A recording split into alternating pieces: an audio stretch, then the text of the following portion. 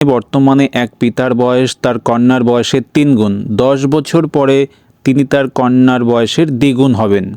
কন্যার বর্তমান বয়স কত? তাহলে বলতে পারি পিতা কন্যা। পিতা 3 হলে কন্যা হবে আমার 1। 10 বছর পর, এখান থেকে 10 বছর ডিফারেন্সে পিতা 2 হলে কন্যা হবে 1। তাহলে এদের মধ্যে ডিফারেন্স হবে 10 বছর।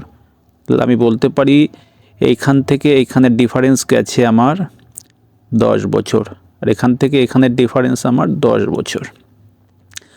তাহলে এখানে কি করব আমরা, এখান থেকে এই কোণা থেকে এই কোণা, এপাশ থেকে এপাশ করে 3 অক্ষে 3, 2 অক্ষে 2,